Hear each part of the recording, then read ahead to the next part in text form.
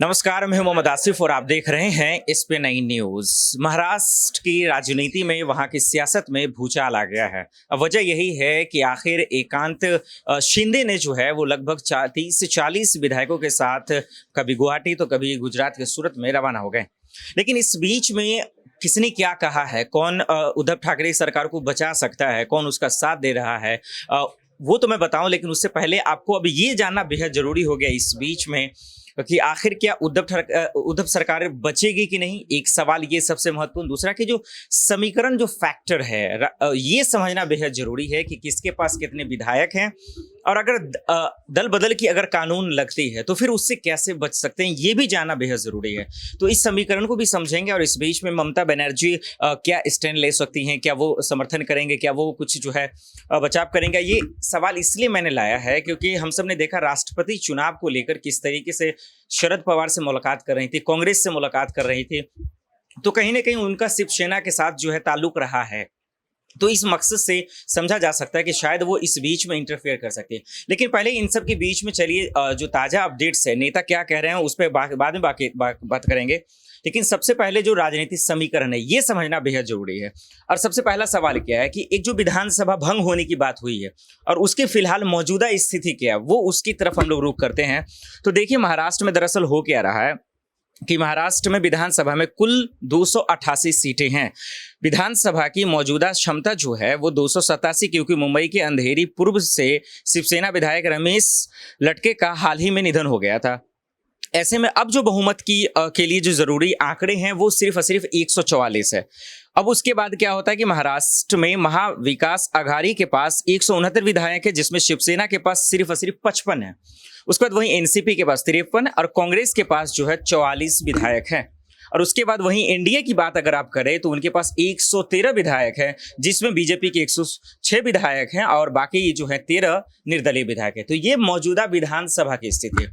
वहीं अब अगले सवाल की तरफ अगर आप रुख करें, समीकरण को समझने की कोशिश करें कि तो ये सवाल आता है कि आखिर जो है अब इसके बीच में अगर दल बदल कानून अगर लगता है या तय होता है तो फिर इस बीच में क्या होगा, फिर उन बागियों के लिए क्या होगा। तो अब बागियों की बात करें तो एकनाथ शिंदे का दावा ये है कि उनके साथ शिवसेना के 34 विधायक हैं। दल बदल कानून से बचने के लिए 37 विधायक चाहिए।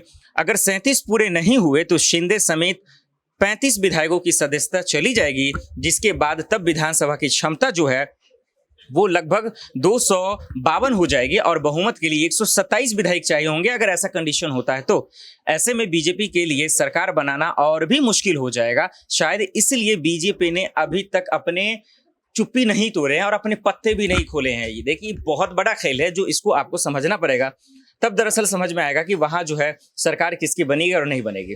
अब आपको इस सवाल की तरफ रुख करते हैं कि एकनाथ शिंदे के साथ जो विधायक है उसका क्या रुख है, क्या वो सही बोल रहे हैं, क्या वो झूठ बोल रहे हैं, क्या उनके साथ विधायक हैं भी या नहीं है। ये सवाल बहुत जरूरी है क्योंकि यार यही वजह है कि बीजेपी कल से लगातार वो अब तक चुप है, वो कुछ भी नहीं बोल रही है।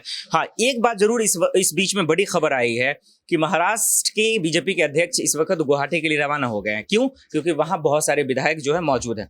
चलिए, इस बीच में एक सवाल ये है कि आखिर एकांत शिंदे के साथ कितने विधायक है वो बता दें आप दर्शकों को। देखिए, दरअसल बीजेपी में हलचल जरूरी है, लेकिन इतना कुछ होने के बाद अभी पार्टी के किसी भी बड़े नेता का बयान नहीं आया है, जो लगातार मैं आपको बता रहा हूं। माना ये जा रहा है कि ये सियासी ड्रामा अभी कुछ दिन और चल सकता है। बहरहाल अभी एकांत शिंदे के साथ कितने विधायक हैं इसकी आधिकारिक जानकारी नहीं है, सिर्फ ओवरऑल जो है सिर्फ बोले जा रहे हैं। वही हालांकि मीडिया रिपोर्ट्स के अनुसार अगर बात करें तो बुधवार को सुबह गुवाहाटी एयरपोर्ट पर शिंदे के साथ 40 विधायकों को देखने का दावा किया गया था। अब एक सवाल जो सबसे लाजमी है, उसके बाद हम बात करते हैं कि आखिर नेताओं का क्या रुख है और वाकई में महाराष्ट्र में सरकार गिरेगी या बच जाएगी, इस पर रुख करते हैं। इन सब के बीच में एक बड़ा सवाल है कि क्या महाराष्ट्र में क्या राष्ट्रपति शासन लगेगा क्या, ये बड़ा सवाल है। तो चलिए उसका भी रुख कर लेते हैं, उसको समझ लेते हैं। वहीं शिवसेना का ये कहना है कि उसके पास 55 में से 35 विधायक हैं। ऐसी स्थिति में दो ही रास्ते नजर आ रहे हैं। एक तो शिंदे की रणनीति पुख्ता होने के बाद बीजेपी की तरफ से सरकार बनाने का दावा किया जा सकता है, या फिर उद्धव ठाकरे सरकार से बहुमत साबित करने के लिए कहा जा सकता है। अगर दोनों में से कोई एक बहुमत साबित नहीं कर पाया तो राज्य फिर राष्ट्रपति शासन की ओर बढ़ता दिखाई दे सकता है। तो ये तमाम सवाल थे जिसका जवाब दर्शक जानना बेहद जरूरी समझ रहे थे। अब इस बीच में देखिए जो शरद पवार का स्टैंड है, जो उनके संपर्क में विधायक है, वो दुरुस्त है, वो मुकम्मल है, उनको कोई परेशानी नहीं है।